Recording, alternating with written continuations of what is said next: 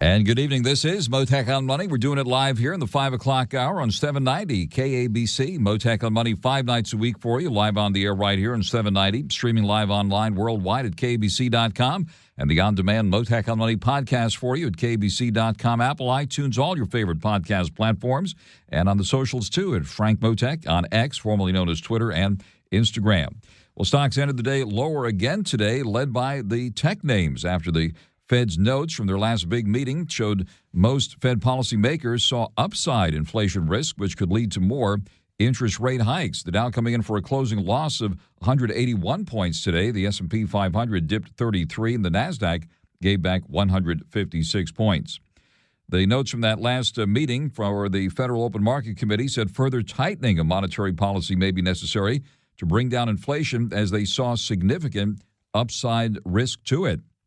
Of course, inflation on full display at Southern California gas pumps as oil continues to hover around $80 a barrel. We've seen a sharp increase in gas prices lately. Taking a look at some other news on the economy today, we see the latest reading on industrial production of 1% in the month of July. Housing starts up nearly 4% in July after a revised nearly 12% drop in June. The yield in the 10-year note, which impacts fixed-rate mortgage rate, hit a 15-year high, threatening steeper costs for many borrowers and raising concerns on Wall Street about the potential fallout in the stock, bond, as well as housing markets. We'll be taking a closer look tonight at commercial real estate with Jerry Sullivan, National Managing Editor of The Real Deal. We're also watching what's happening with China, with China's defense minister today warning against playing with fire when it comes to Taiwan, and another jab at the U.S. as he addressed the security conference in Russia.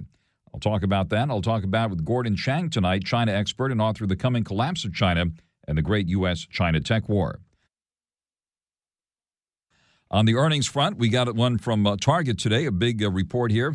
And the Target shares up nearly 3% today after the retailer beat profit estimates for the second quarter by a wide margin, offsetting a revenue miss and lowered guidance. Another retailer, TJX, did also move higher today by about 4% after that discount retailer blew past estimates for the second quarter and raised its guidance.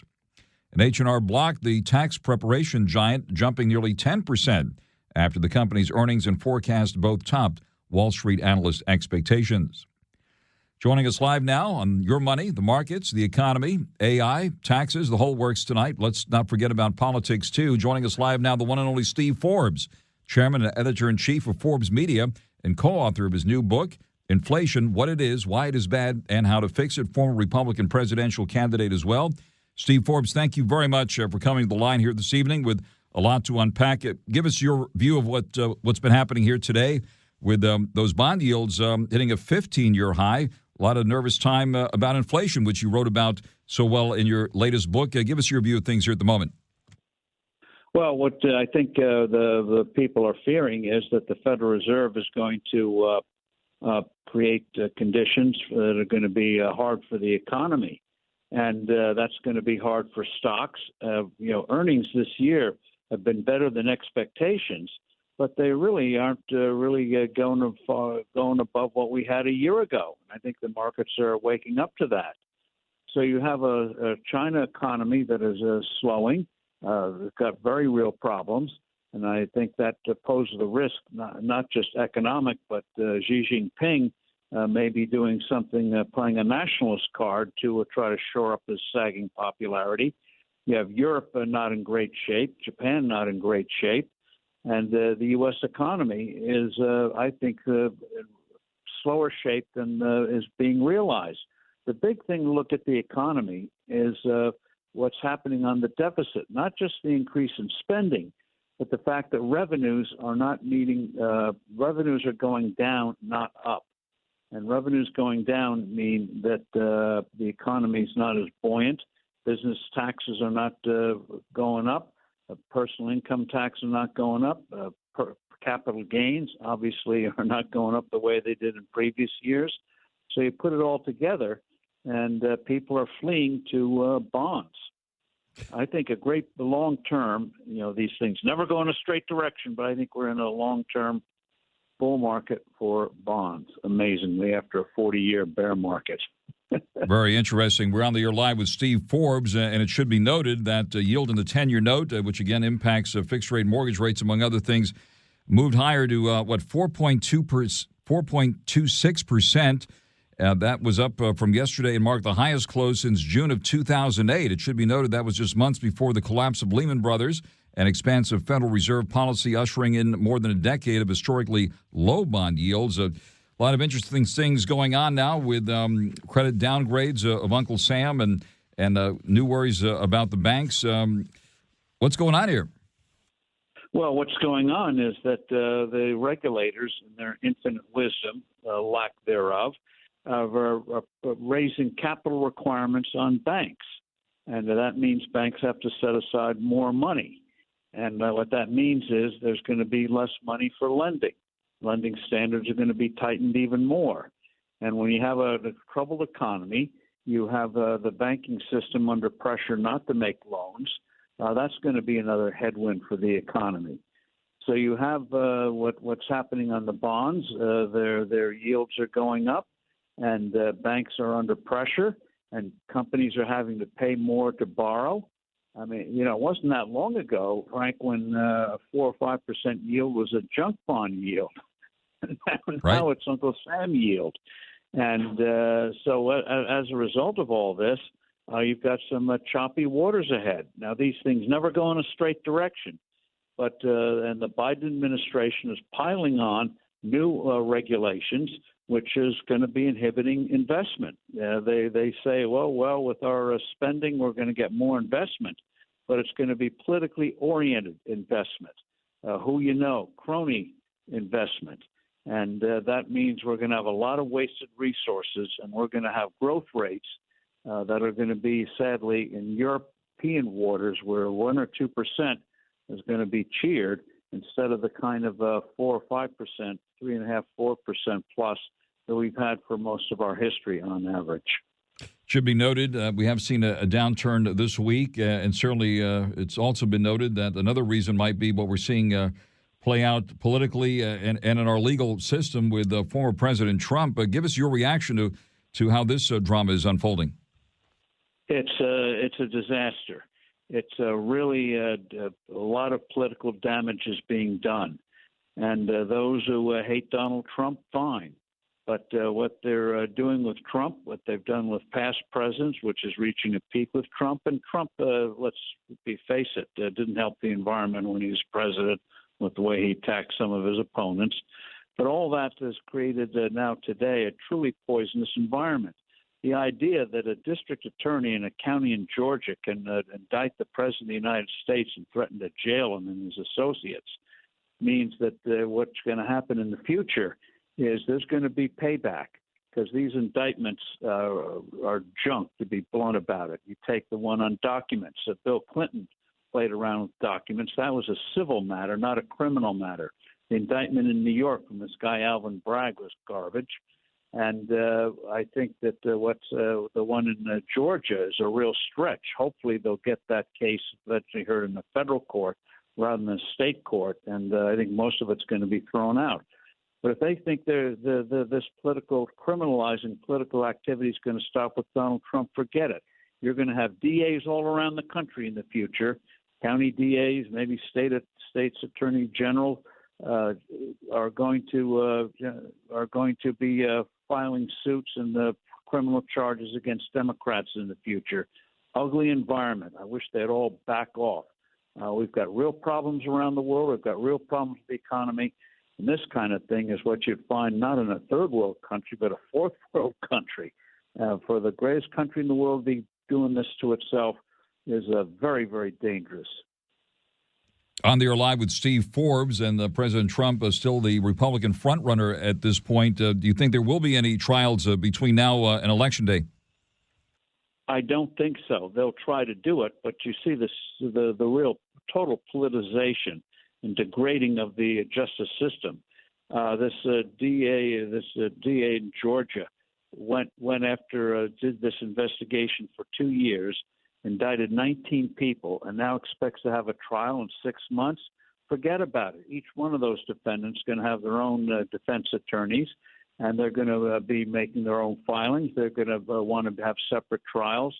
There's no way you're going to get a trial in 6 months, and I don't think I don't see it happening. And if it does, it's just going to poison the environment even more. And I just wish there would be a sense of responsibility that what you're starting here is not going to end by trying to derail Donald Trump. And I just wish they'd have a better sense of what's good for the country in the future. Their elections are supposed to deal with these matters, not trying to throw everyone in jail. On the Air Live with Steve Forbes, and let me ask you about the investigations into the president's son and that settlement that's been set aside by a federal court, which involved taxes, by the way. You're so right about that. That's just poison the environment. Everyone knows the way that case has been pursued is a joke.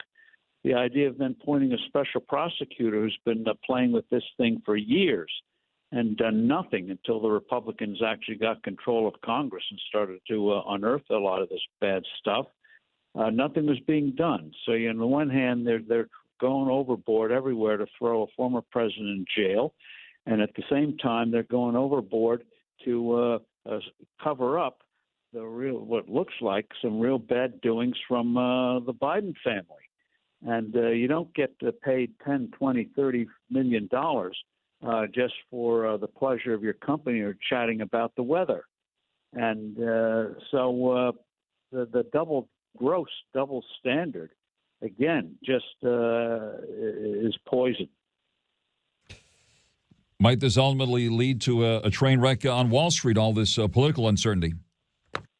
It does, because if you have a political system that looks like it's not functioning the way it should, that does not create an environment for a booming economy. And I think that's another real headwind. So you have the Federal Reserve still believing that you got to raise interest rates. They should leave them alone. You've got administration that is piling on new regulations and is going on a spending binge that is going to waste hundreds of billions of dollars, which is going to hurt the economy, even if it looks like it may help you if they put in a political plant somewhere for $1 billion. It's wasted money. And then you combine what's happening overseas. I mean, Xi Jinping is looking at this. And I just wish there was a better sense of responsibility. We need a major buildup of our defense capabilities. And where are the resources going to come from when you have a limping economy, a political system that is committing semi-suicide? Not good. I just... You want to buy a car or a house, travel, retire? But it's getting harder to figure out what's the best way to spend and invest. Afford Anything is a podcast that teaches you how to be smart with your money. Take the amount of money that you would make on that car payment, make that payment to yourself. That way, if you have to make a major repair, it can come out of that. And when you do go to buy your next car, who knows, maybe all 5 years worth of car payments accumulated over that time. Afford Anything, wherever you listen. I'm shaking my head. Maybe it's my age, but I've never seen anything like this. No, I'm with you on this one, and we're all shaking our heads here given what's been happening. And not to pile on, but commercial real estate, and we'll be talking more about this coming up here later this hour. Office vacancies just hit a record high in the United States, according to the National Association of Realtors, despite more people returning to in-person work coming out of the pandemic. A lot of worries about what's happening in that important sector with banks, again, in focus. What's your view of what's happening and what will play out here in commercial real estate? Well, you've hit on it. A lot of commercial real estate is in trouble, in part because we've had a generation of suppressed interest rates, which painted a more rosy picture than was warranted. And then the aftermath of the lockdowns, it's still getting hard to get people to come back to the office. We're seeing more and more of it. But in Midtown Manhattan, for example, in New York, is not a desert, but a fraction of what it was, shadow of what it was before the pandemic. Now, there's a lot of other activity in New York, but you go to a restaurant, you go to office buildings in Midtown Manhattan, and it's a pretty grim situation. And there's a lot of debt out there that is going to have to be renegotiated in the next couple of years, hundreds of billions of dollars there. So it seems that all the institutions, and I just wish they'd wake up and pinch themselves and realize they're dealing with real situations, real lives, is working to slow things down instead of stepping back and letting the natural energies of the American people move forward. Let me ask you about what's happening in the retail world. You've probably seen those unbelievable videos of these mob attacks on department stores and boutiques and so forth here recently in the Los Angeles area, with 30 to 40 people going in, taking as much as they can and getting away in 20 cars or so. It's happened a couple times recently, just over this past weekend, and other incidents like that have been unfolding. Today we heard from Target, and their CEO said thefts at Target have become increasingly violent and dangerous for staffers. And this is, of course, costing the retail industry billions of dollars. And just thinking out loud here for a moment, if the economy was that great, would we be seeing what we're seeing almost daily here with these kind of videos? Give us your reaction to what's happening in retail now, and what would your response be to all that? Well, that's why a lot of retail is being done online. It's amazing when you go to a store and find toothpaste behind a locked key. I mean, it's bizarre. And the idea of these DAs, again, thinking that by not punishing shoplifting or saying we won't prosecute you unless we think you stole more than $1,000 worth of stuff, well, who's calculating? Do they have people at the door saying, oh, you got to return something because it's above the $1,000 limit? I mean, it's. I think people are going to look back and say, what was happening? What was in the water? Was something happening with sunspots or the moon that just turned common sense absolutely upside down? And if you don't enforce the law, and we learned this in New York, at least for a few years, was that if you let small crimes go, they go and become bigger and more violent. It was called the broken window theory. If you didn't fix a window on a block, soon other windows would be broken, and then the whole block eventually would succumb.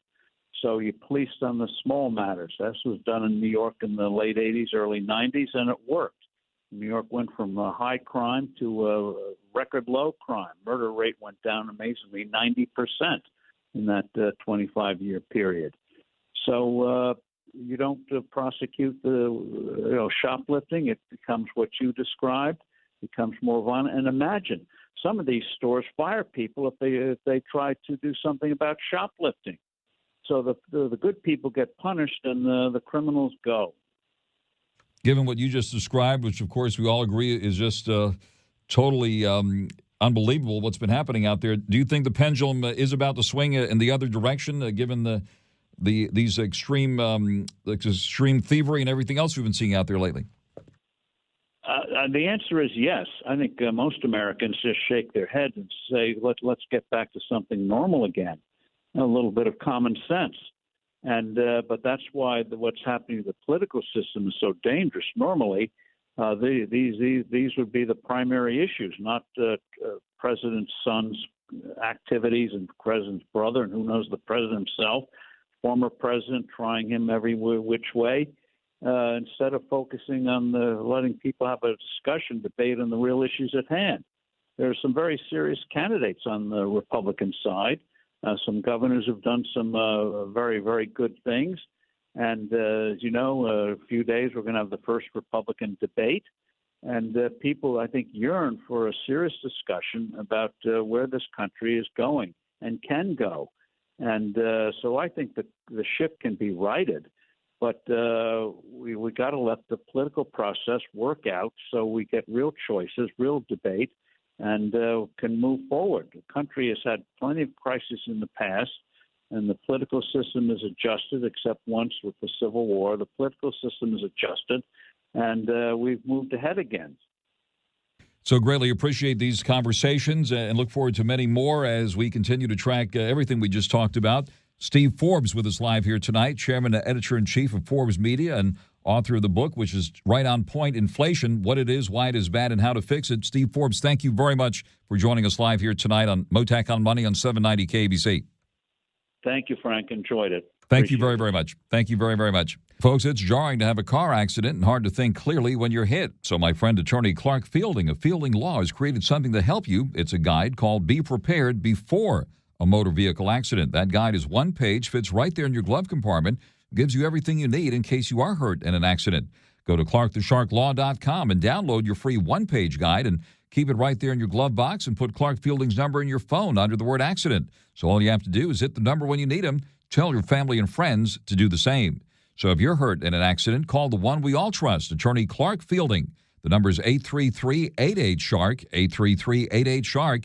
Again, 833-88-SHARK. And download the Be Prepared Before a Motor Vehicle Accident Guide at clarkthesharklaw.com. Again, that's clarkthesharklaw.com. 790 KBC welcomes, you guessed it, Ringo Starr. Ringo Starr coming to the Toyota Arena on September 17th. Tickets on sale now at Ticketmaster.com. And right now, caller 9 wins right here at 1-888-790-5222. You can get a pair of tickets to the show if you're caller 9. Call right now, 1-888-790-5222.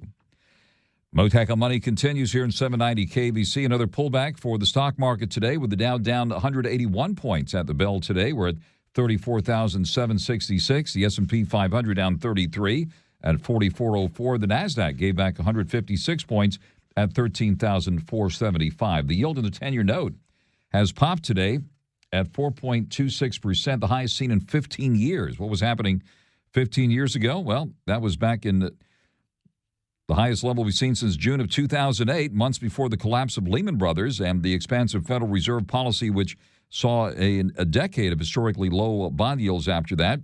We are keeping a close watch on that since the yield in the 10-year impacts fixed-rate mortgage rates, which have been moving up for weeks now. Taking a look at the price of oil, it's pulled back a bit, down to 22 cents at 79.16 a barrel on weakening economic conditions in China. That's the analysis we've been told. The price of gold, meanwhile, down to $620 at $1,922.10 an ounce. The volatility index, the so-called Wall Street Fear Index, the VIX Index, up 2% today. Taking a look now at the cryptos, we see Bitcoin up about 200 at 28,725. Ethereum right now hovering at 1805, and Doge at 7 cents.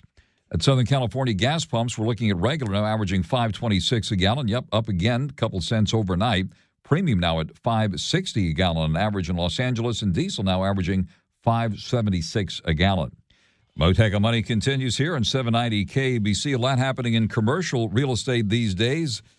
Most of the attention focused on the office sector, with office vacancies hitting a record high of 13.1% across the country in a new report, according to the National Association of Realtors. Meanwhile, there's around $1.5 trillion of commercial real estate debt that is soon set to hit maturity and needs to be refinanced, which analysts say could bring on a wave of distressed properties and cause commercial real estate prices to plunge as much as 40% already in some places. We've seen some pretty big haircuts. For example, in San Francisco, an iconic San Francisco hotel has already lost 90% of its value, according to one calculation. We're seeing interest rates move up with the yield in the 10-year note now to 15-year high, the highest seen since June of 2008, just months before the collapse of Lehman Brothers. What's going on? Well, a lot. Let's bring in the expert on commercial real estate now, Jerry Sullivan, National Managing Editor of The Real Deal, the former Chief Editor of the Los Angeles Business Journal, and former Chief Editor at the Orange County Business Journal. Jerry Sullivan, thank you very much for taking the call. Give us an update on the buzz in commercial real estate here, first of all. Well, as we spoke last week, Frank, and it's, by the way, good to speak to you again. Office is in tough shape in Southern California, nationally in Southern California, in Los Angeles, countywide, citywide. It's a tough market. That I think you cited a 13% vacancy rate overall nationally. I think it could about double that in Los Angeles County, and no sign that that's going to change too dramatically anytime soon.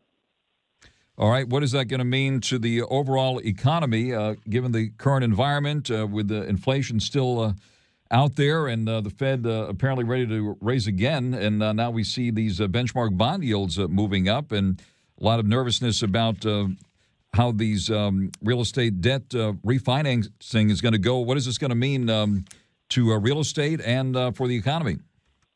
Yeah, and I think, there's real estate is intertwined with the interest rates, of course. And what you're seeing now and what you described is the rising rates affect the deals that need to be redone. A lot of most building owners take shorter term debt, and so they redo the deals or refinance the portfolios periodically.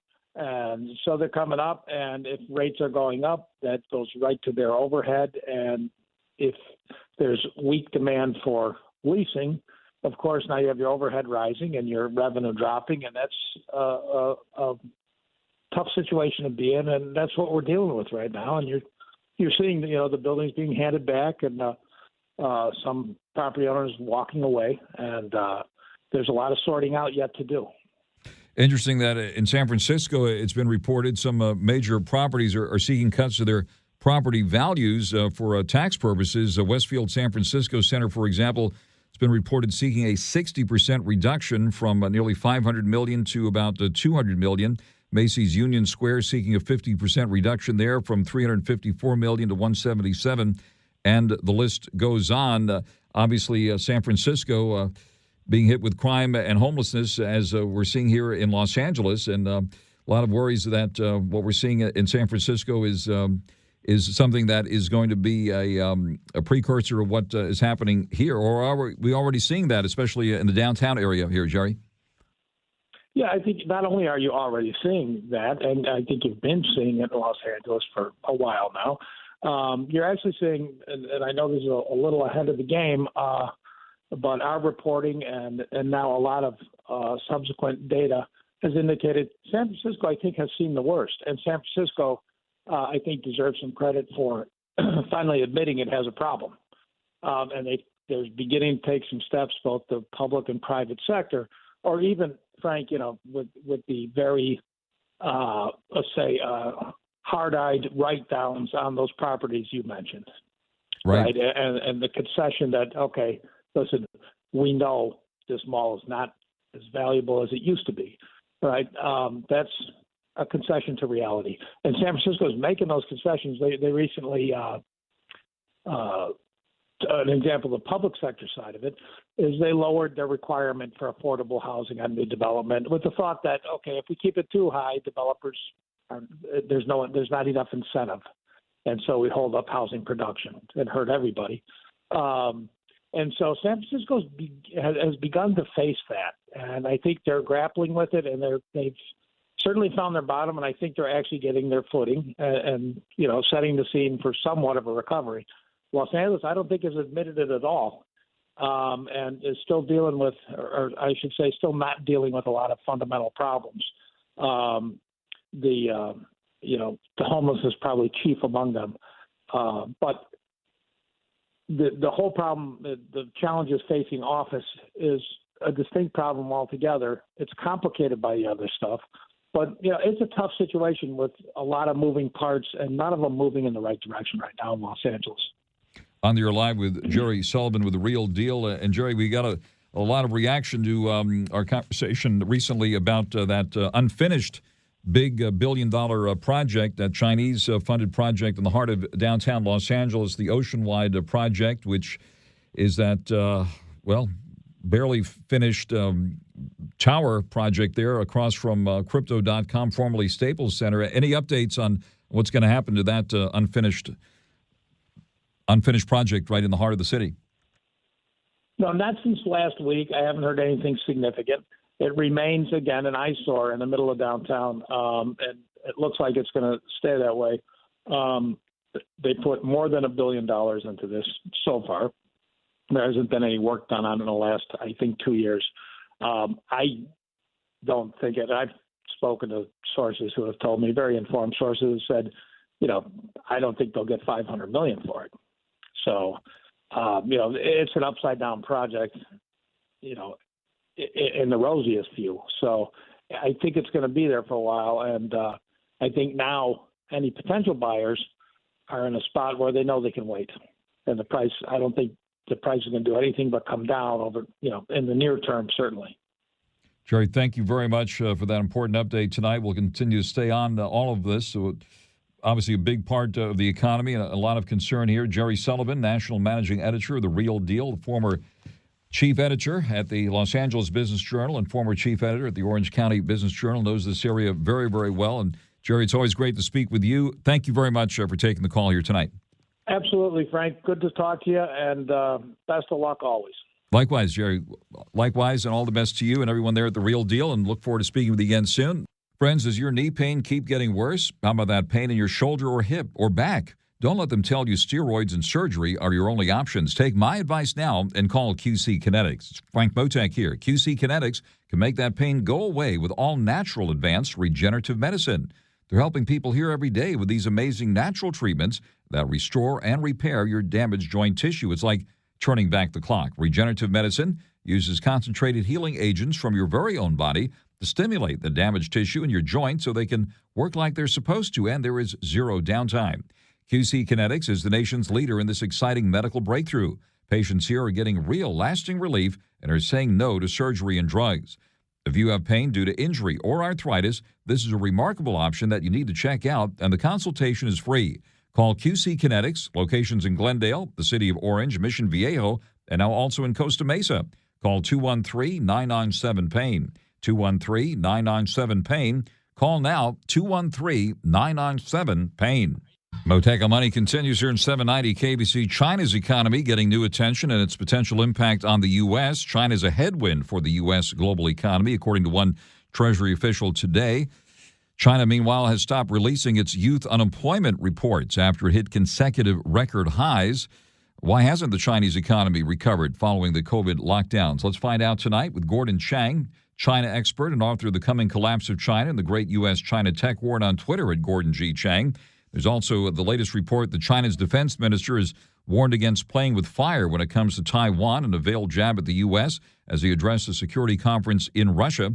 Gordon Chang, thank you very much for taking the call here. First of all, on the economy here, since this is a business show, I want to ask you about the latest news about China's economic numbers and the nervousness on Wall Street that we've seen as a result this week. Well, China's economic numbers are alarming, whether we're talking about the trade numbers or the price numbers and, of course, the unemployment numbers. You know, they say they had 21.3% unemployment in June on the youth cohort, 16 to 24. But when you add in the 16 or so million people who are not looking for work in that age group, you're talking about a 46.5% unemployment rate. So really what we're dealing with here is half of China's youths do not have work. And obviously that is feeding into the pessimism of the younger generation, which also means that China right now is in a spiral downward, which no policy solutions are in sight. And in recent years, of course, we've been used to seeing eye-popping growth numbers out of China. And the headline this week, China might miss the 5% growth target this year as downside risks spread. What do you see ahead for China and for the global economy, for that matter? Well, I don't think China will grow at all this year. You know, when President Biden at that Democratic fundraiser in Utah last week, he said that China was growing about 2%. I think that really what he was saying was that's the federal government's assessment that they're not talking about in public. So they'll be lucky for 2% this year, especially when we see the import numbers. In July, imports were down for the 10th straight month. That shows a failure of domestic demand. And the price numbers show that China is now in deflation. And when you're in deflation, it's very hard to get out of it, Frank, as you know. Certainly. I remember talking to David Rubenstein from the Carlyle Group just before the pandemic lockdowns, and he was the one who really signaled a canary in the coal mine. At the time, he said that it looked like China's growth was going to zero, and indeed we saw the lockdowns, and that was the start of something big back then. Why hasn't the Chinese economy recovered following all of the COVID lockdowns? Well, there are a lot of reasons for it, but they're structural. And one of them is that essentially Xi Jinping believes in a state-dominated economy. That means he's been attacking private and foreign companies. And also what they have is the property market is saturated. Prices are coming down, which means people are not going to be buying because they know the prices will be cheaper next month or the month after that. So that affects about 25 or 30% of the Chinese economy. And really what we have right now is China in a spiral downward. And there are no, as I mentioned, no solutions for that. because deflationary psychology has now taken hold. And, of course, we're hearing the war words continue. What's your reaction to the Chinese defense minister's comments warning against playing with fire when it comes to Taiwan, comment directed at the United States? Yeah, those comments were directed at the Biden administration for allowing William Lai, the vice president, to make transit stops through the U.S. China is huffing and puffing. They are trying to intimidate the Taiwan population and as well intimidate the rest of the world. But I don't actually think it's working. Right now, the big dynamic is that Taiwan is going to have its presidential election on January 13th of next year. So China is really out of solutions because everything they're doing is convincing people to vote for the one candidate they don't want, who's William Lai, who, by the way, is leading the field right now by a pretty healthy margin. All right, and it looks like China is allowing group travel again to the United States and other places. What do you see ahead on that front? Well, China right now doesn't really have a choice. People are leaving anyway, so they might as well try to organize it. The Biden administration and China agreed to double the number of flights, but I actually don't think that those flights are going to be full because right now Americans understand that they should not be in China. It's very dangerous considering everything. And I think that that's basically right. China's falling apart. It's a dangerous place for foreigners, especially Americans. And so Americans and other foreigners have been staying away. All right. What else is on your radar screen as far as trade is concerned? Haven't heard too much about trade relations between the U.S. and China lately. Yeah, the most important thing, I think, is Biden's executive order prohibiting investment into certain sectors. But that really was not a prohibition. That really was a notice of proposed rulemaking. And we're not going to see those rules until next year. Those rules need to be strict, but they're not going to be. And I think really the most important thing in terms of our relations with China, at least from a business point of view, will be how those rules eventually are released in final form. All right, and this is something that you've been on, the COVID origin question. Anything to update us on that? The release of Dr. Fauci's emails and his other correspondence, I think, is starting to show that there was a belief in the senior reaches of the NIH that this might not have been a natural transmission of a disease. And I'm sure that the referral to the Justice Department by Senator Rand Paul is going to be, I think, a bigger issue for Dr. Fauci than most people believe. Although I don't think the Biden administration wants to prosecute Fauci, the evidence is now becoming quite clear that the good doctor did not tell the truth in that testimony in 2021. All right. And then, of course, there was the good old Chinese balloon earlier this year. Anything new on that? And did we finally get to the bottom of what was on that thing? No, there's nothing new. The really distressing aspect of it is not what the Chinese were trying to do, which, of course, was distressing, but really the Biden administration's failure to really pursue this. As we heard from the president a couple months ago, that he called it this silly balloon. No, it wasn't. It was surveying America's nuclear weapon sites. And I think it's important for the Biden administration to recognize the seriousness of that event and not try to just sort of slough it away as they did. Gordon Chang, thank you for that comprehensive update tonight. That is Gordon Chang, China expert and author of The Coming Collapse of China and the Great U.S.-China Tech War, and on Twitter at Gordon G. Chang. Gordon Chang, thank you very much for taking the call here this evening.